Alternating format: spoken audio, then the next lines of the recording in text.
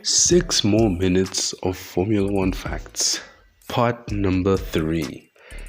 This may be the last part, unless otherwise, if I do come up with new facts, I may just make part number 4.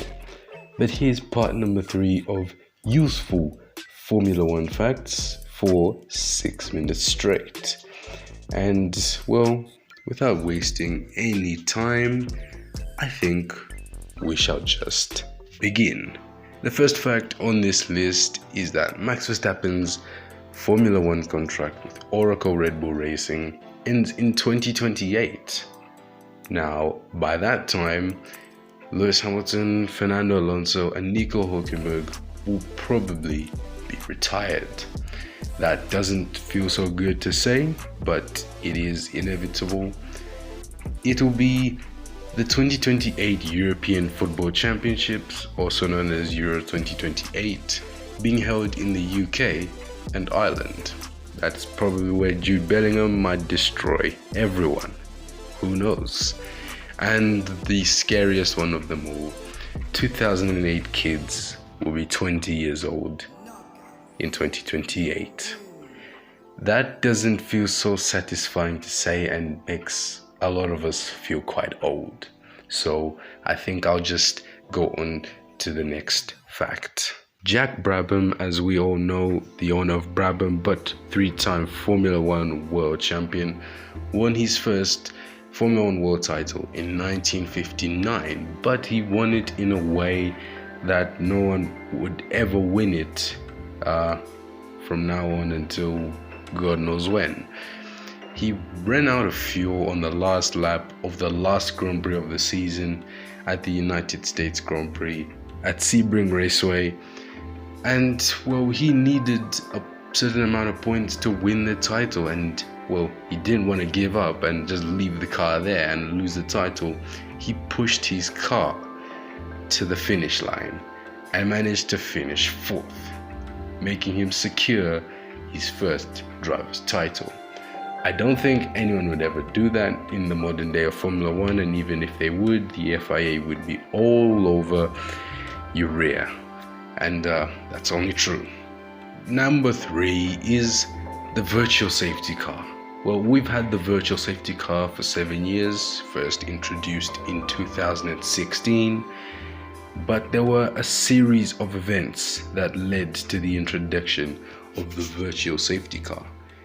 I'm sure we all remember the 2014 Japanese Grand Prix, that very treacherous day in which we lost a dear driver, Jules Bianchi. Well, his death kind of led to the establishment of the virtual safety car, as the day he slid off the track or aquaplaned off the track and into a recovery vehicle, that was because there were no safety car or red flags out. And the race was still moving. It was actually under yellow flags. And well, the FIA had made a bit of a mistake to not bring out the safety car or something while clearing Adrian Sito Sauber that day. And this led to the establishment of the virtual safety car, making drivers lose 40% of their speed or driving at 40% faster speed just to slow them down and avoid such incidents from happening. I'm sure we all remember Brawn GP, one of the greatest underdog stories in the history of Formula One. Well, surprisingly, if you've watched Formula One for a very long time and if you actually realized it, they're the only team to have a 100% constructors winning record. What that simply means is that they've won all the seasons that they've competed in, and they only competed in one Formula One World Championship season. That was in 2009, where Ross Brawn bought Honda for €1. He bought it for €1. That is not a lie. And after Honda went bankrupt because of the financial crisis that was there in 2008, well, he led that Brawn GP team to victory and to glory, with Jenson Button securing the Drivers' Championship Until 2010, they pulled out and sold everything to Mercedes, and Mercedes are who they are today. The only race on the Formula One calendar that does not go to the maximum race distance of 300 kilometers is Monaco. A lot of you may know this, others don't. That's why I'm saying it right here, right now.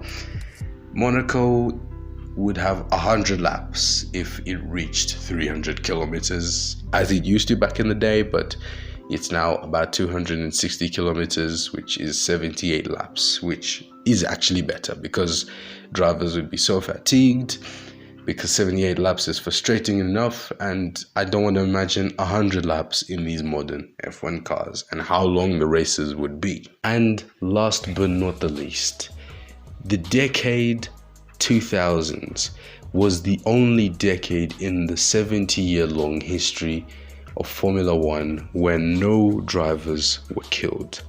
That sounds a bit weird to say, because every decade apart from the 2000s had lost at least a driver. It doesn't really settle well with a lot of us. So the 2000s was probably the best decade in Formula One, I guess. What more could you want? But thank you guys so much for watching. If you did enjoy these facts and were surprised by some of them, make sure to like the video, comment your favorite one of them all, and if you want more just like this, subscribe to the channel, turn on notifications. For me, Octave F1, it's goodbye.